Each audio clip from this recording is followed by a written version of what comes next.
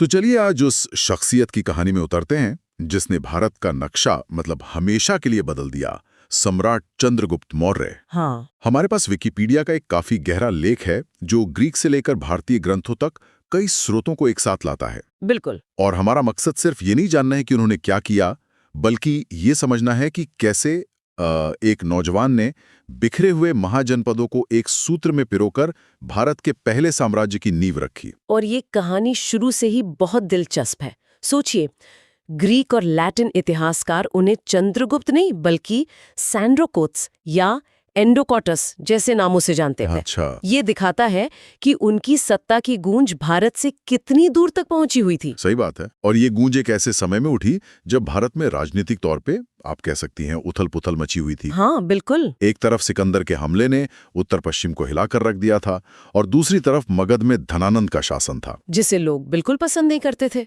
तो सवाल ये है कि इस मौके का फायदा उठाने के लिए हजारों लोगों में से चाणक्य ने चंद्रगुप्त को ही क्यों चुना? यही तो इस कहानी का सबसे अहम मोड़ है।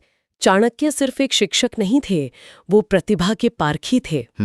उन्होंने चंद्रगुप्त में वो नेतृत्व क्षमता देखी, वो महत्वाकांक्षा देखी जो एक साम्राज्य बनाने के लिए जरूरी थी।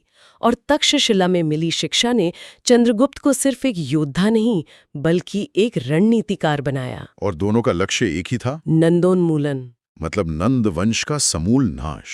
ये कोई छोटा मोटा विद्रोह तो था नहीं, ये एक पूरी क्रांति की तैयारी थी। और उस क्रांति के लिए जो सेना खड़ी की गई उसके आंकड़े तो मतलब हैरान कर देते हैं।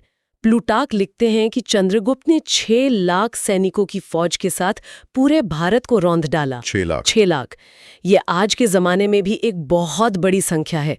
उस दौर में इतनी बड़ी सेना को खड़ा करना, उन्हें खिलाना और हथियार देना, ये अपने आप में एक साम्राज्य चलाने जैसा था। बिल्कुल। और ये दिखाता है कि चंद्रगुप्त की जीत सिर्फ तलवार के दम पर नहीं थी, इसके पीछे एक मजबूत अर्थव्यवस्था और बेहतरीन प्रबंधन था। और इसी ताकत का असली इम्तिहान हुआ लगभग 305 ईसा पूर्व में, जब सिकंदर का सेनापति सेल्यूकस निकेटर अपनी खोई हुई जमीन वापस लेने भारत आया। हाँ,